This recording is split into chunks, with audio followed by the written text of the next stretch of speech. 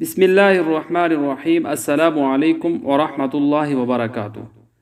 حدیث پاک کا مفہوم ہے جمعہ کے دن کو باقی دنوں پر ایسی فضیلت حاصل ہے جیسا کہ رمضان المبارک کو باقی مہینوں پر۔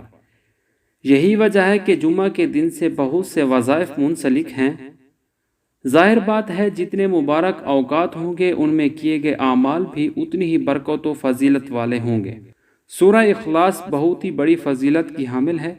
اسے نبی کریم صلی اللہ علیہ وسلم نے 1/3 قرآن قرار دیا ہے اور اسے رات کو سونے سے پہلے پڑھنے کی تاکید فرمائی ہے۔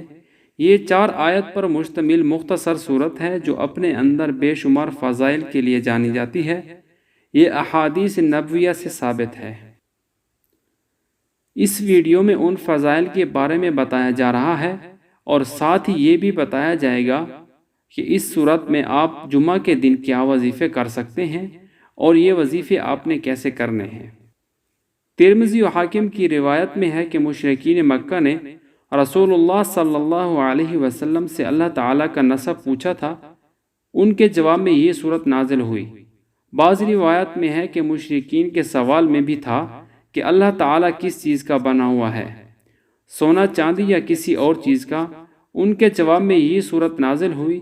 یاد رہے کہ احادیث کے اندر اس صورت کے بے شمار فضائل بتائے گئے ہیں۔ ان میں سے چند فضائل یہ ہیں۔ ترمذی نے حضرت ابو ہریرہ رضی اللہ تعالیٰ عنہ سے روایت کیا ہے کہ ایک مرتبہ رسول اللہ صلی اللہ علیہ وسلم نے لوگوں سے فرمایا کہ سب جمع ہو جاؤ، میں تمہیں تہائی قرآن سناؤں گا۔ جو لوگ جمع ہو سکتے تھے جمع ہو گئے تو آپ صلی اللہ علیہ وسلم تشریف لائے اور قل هو اللہ احد یعنی سورہ اخلاص کی تلاوت فرمائی اور ارشاد فرمایا کہ یہ سورت 1/3 قرآن کے برابر ہے۔ بروایت مسلم ایک دوسری روایت ہے۔ حضرت عائشہ بیان کرتی ہیں کہ نبی کریم صلی اللہ علیہ وسلم ہر رات جب بستر پر تشریف لاتے تو سورہ اخلاص، سورۃ الفلق، سورۃ الناس پڑھ کر اپنے دونوں ہتھیلیوں پر پھونک کر سر اور چہرے سے شروع کر کے اپنے جسم پر جہاں تک ہاتھ جاتا 3 بار پھیرتے۔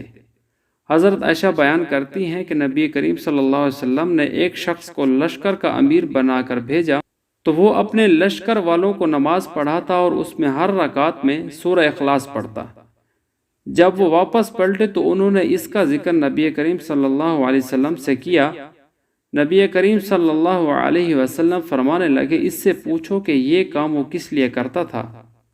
انہوں نے اس سے پوچھا تو اس نے جواب دیا اس لیے کہ یہ رحمان کی صفت ہے اور میں اسے پڑھنا پسند کرتا ہوں۔ تو نبی فرمانے لگے کہ اسے یہ بھی بتا دو کہ اللہ تعالیٰ بھی اس سے محبت کرتا ہے۔ اس صورت کا وظیفہ یہ ہے کہ ہر جمعہ کو جمعہ کے بعد اس صورت کا جتنا زیادہ ہو سکے ورد کیا جائے۔ اول آخر درود پاک 11 مرتبہ ضرور پڑھیے گا اور پھر اللہ تعالیٰ سے رو رو کر گڑ گڑا کر عاجزی و انکساری سے دعا کیجیے۔ اللہ تعالیٰ آپ کی تمام حاجات کو پورا کر دے گا۔ اللہ تعالیٰ ہم سب کا حامی و ناصر ہو، آمین۔